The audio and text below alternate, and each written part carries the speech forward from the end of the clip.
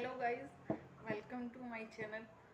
और हमारा जो ये शुरुआत है हम क्लेट से करते हैं। क्लेट से या आईलेट का जो भी आपका नियर अबाउट एग्ज़ाम आने वाला है उसी की है, तो उसी के सिलेबस के बारे में हम बात करेंगे। तो इसमें जो हमारा लीगल रीजनिंग होता है, लीगल एप्टीट्यूड, तो उसमें हमारा लॉ आता है। अब ऐसा बोलते हैं कि लॉ को जनरल क्वेश्चन आते हैं, हम बिना पढ़े भी उसको कर सकते हैं, लेकिन ऐसा नहीं है। जब तक आपको उसका प्रिंसिपल ही नहीं पता होगा तो आप उसको कैसे सॉल्व कर सकते हो? नहीं कर सकते। आपको प्रिंसिपल पता होगा तो आप डायरेक्टली उसको ऐसे ही सॉल्व कर सकते हो, आपको प्रॉब्लम पढ़ने की भी ज़रूरत नहीं पड़ेगी। ठीक है, तो वही उसी कंसेप्ट को बताने के लिए मैं आपके सामने वीडियो लेकर आई हूँ। इसमें जो हमारा लॉ है, लॉ हमारा क्रिमिनल है और सिविल है। तो क्रिमिनल में हमारा जो पोर्शन आता है वो आईपीसी का आता है। IPC means Indian penal code. अब सबसे पहले हम ये देखेंगे, और एक होता है हमारा सिविल लॉ। सिविल, इसके बारे में हम बाद में बात करेंगे। ठीक है, पहले हम ये देखेंगे कि हमें लॉ की ज़रूरत ही क्यों पड़ी। भाई, इंसान तो सोसाइटी में वैसे भी रह रहा था, हमें नीड क्या हुई लॉ लाने की? तो इसकी शुरुआत होती है पहले, जब सोसाइटी में लोग रहते थे। तो जब सोसाइटी बनी तो उस टाइम पे जो पॉपुलेशन थी वो भी बहुत थोड़ी थी। और ये हम किस पे देख रहे हैं? रिलीजियस एस्पेक्ट से नहीं देख रहे हैं, ये हम देख रहे हैं जो हमारा हिस्टोरिकल एस्पेक्ट है, जो हमारी हिस्ट्री की बुक्स में हमें बताया गया है, हम ये उसके बेसिस पे देख रहे हैं। तो जब हमारा सोसाइटी जब हमारी बनी तो उस टाइम पे वो छोटे छोटे टुकड़ों में अलग अलग जगह जगह लोग बसते थे। उनका कोई घर नहीं होता था, कुछ नहीं होता था। जहाँ उनको खाने की चीज़ें अवेलेबल हो रही हैं, या जहाँ उनको खाने से ही मतलब था मोस्टली, तो काम वाम तो उतना कोई मैटर ही नहीं करता था उस टाइम पे। केवल उनको खाने से मतलब था कि जहाँ उनको खाने के लिए चीज़ें आसानी से अवेलेबल हो जाती थी वो वहाँ जाके रहने लगते थे। जो हमने पढ़ा होगा उसमें कि घुमक्कड़ टाइप के होते थे। तो उस टाइम पे लॉ की क्या ज़रूरत थी, वैसे ही रहते थे। लेकिन धीरे धीरे जैसे समाज बढ़ा हमारा, तो वैसे ही लोगों ने फिर एक साथ होकर रहना शुरू कर दिया। अब जब रहने लगे, अब सोचो जैसे हमारा घर परिवार होता है, उसमें जब हम बहुत सारे लोग एक साथ रहते हैं तो कोई एक तो उनके ऊपर होता है ना, जिसकी बात सभी लोगों को माननी होती है। माननी क्या होती है कि मतलब ये रहता है कि मान लो बड़े बाबा जी हैं, ताऊ जी हैं, कि उनकी बात को हमें फॉलो करना ही करना है। बेशक चाहे घर में एक में सब लोग अलग अलग रहते हो, लेकिन फिर भी उनकी बात को मानते ही हैं, एज ए रेस्पेक्ट समझ लो, जैसे भी हो। ठीक है, तो ऐसे ही जब समाज हमारा, सोसाइटी हमारी डेवलप हुई, तो फिर उनमें आपस में लड़ाई झगड़े भी होते हैं। अब लड़ाई झगड़े होंगे तो उनको देखेगा कौन? ठीक है, तो इसी इसी वजह से कि भाई जब आपस में लड़ाई झगड़े हो रहे हैं, जब हम लोग आगे जैसे सोसाइटी डेवलप हुई, तो उन लड़ाई झगड़ों का सॉल्यूशन करने के लिए भी तो कोई होना चाहिए। वैसे तो आपस में ही लड़के मर जाएंगे। तो इसीलिए क्या हुआ कि उन लोगों ने, जो उस टाइम का समाज था, तब क्या हुआ कि उन्हीं लोगों में से किसी एक पर्सन को सॉवरन बनाया गया। सॉवरन मीन्स राजा समझ लो, या आज की डेट में जैसे हमारी गवर्नमेंट होती है कि हमें उनके रूल को फॉलो करना है। अगर हम उनके रूल को नहीं फॉलो करेंगे तो हमें पनिश किया जाएगा, और पनिशमेंट के डर से हम उसको फॉलो करते हैं, ये सोच कर कि नहीं, ये हमारे फ़ायदे के लिए ही है, सोसाइटी में रहने के लिए। अगर हम सोसाइटी में रह रहे हैं तो कुछ रूल रेगुलेशन भी तो होंगे, तभी तो हम सोसाइटी में रह सकते हैं ना। तो इसी के पर्पज़ से, तो उस टाइम पर जब थोड़े थोड़े लोग इकट्ठा होकर एक साथ रहने लगे, तो तब लगा कि उन लोगों ने अपने में से ही एक पर्सन को बना दिया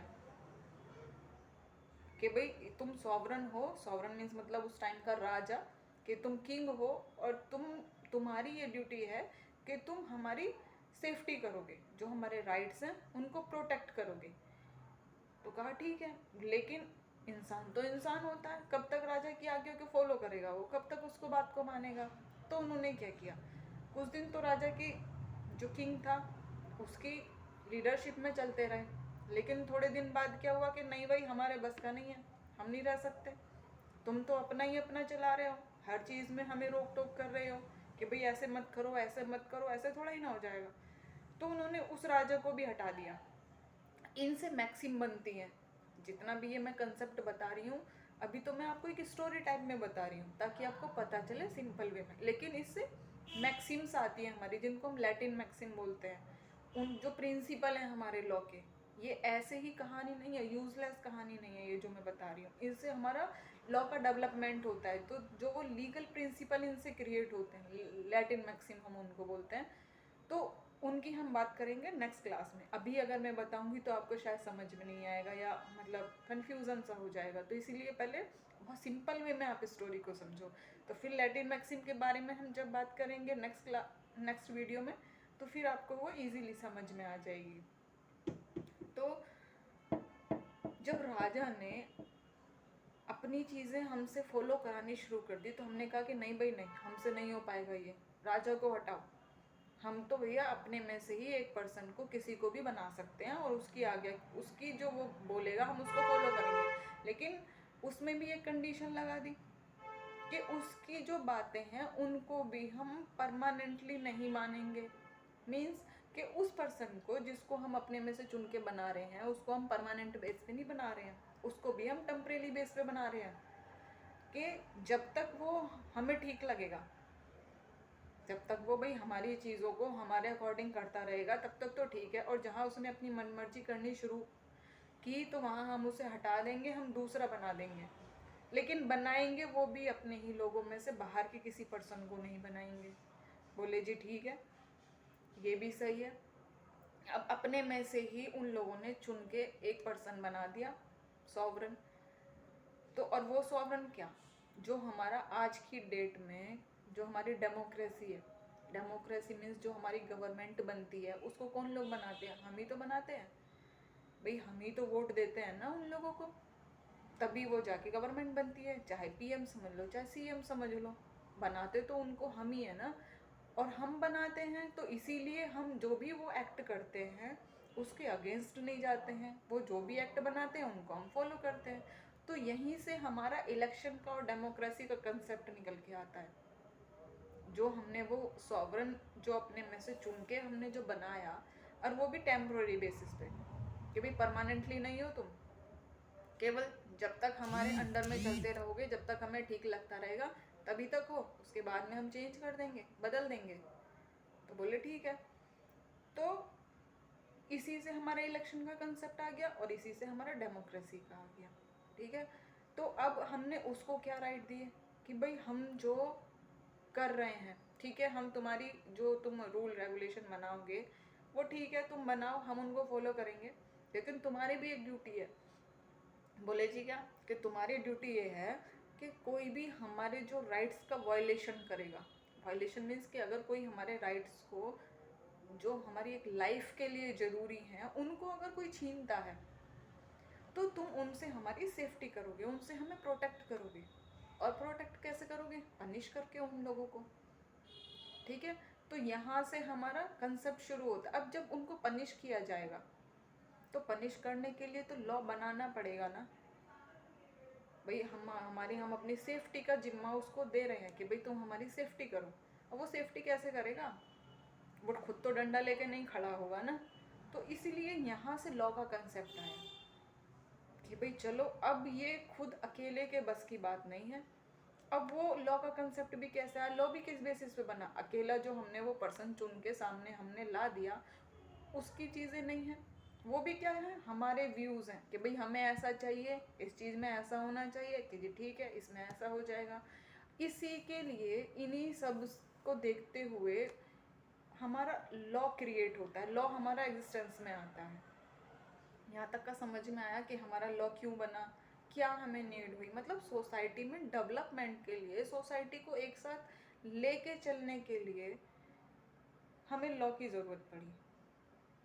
वरना अगर लॉ ही नहीं होगा तो पूरा जो सोसाइटी हमारा वो एक साथ कैसे चलेगा?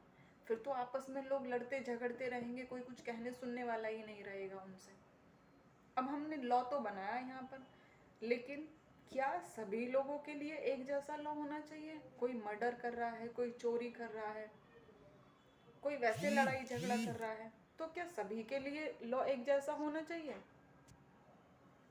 तो यहाँ आता नहीं, इंडिया में इक्वालिटी तो है, लेकिन इक्वालिटी सभी लोगों को कैसे है कि अगर कोई मर्डर कर रहा है तो चाहे वो मर्डर करने वाला रिक्शा वाला हो, चाहे वो मर्डर करने वाला पीएम का रिश्तेदार हो, चाहे किसी और पॉलिटिकल पार्टी का नेता हो, चाहे किसी अधिकारी का कोई जानने वाला हो, या खुद वही हो, कोई भी हो, सबके लिए एक जैसा है, सभी को एक जैसी पनिशमेंट मिलेगी।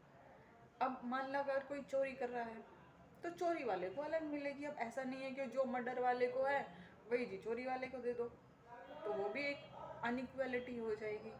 तो इसलिए इक्वालिटी तो है लेकिन वो इक्वल बेसिस पे है। ठीक है, तो आगे की हम बात करेंगे नेक्स्ट वीडियो में। और ये वीडियो आपको आपके जो एग्ज़ाम है, जितने भी लॉ के आपके एंट्रेंस एग्ज़ाम होंगे किसी भी यूनिवर्सिटी का, चाहे वो आईलेट है, क्लेट है, स्लेट है, चाहे और डीयू का एंट्रेंस एग्ज़ाम है, जामिया का कोई भी आपका एंट्रेंस एग्ज़ाम है जिसमें आपका लीगल रीजनिंग आती है, लीगल एप्टीट्यूड आता है, ये सभी के लिए यूज़फुल है। ठीक है, तो आप इस वीडियो को लाइक करिए और शेयर करिए। Thank you.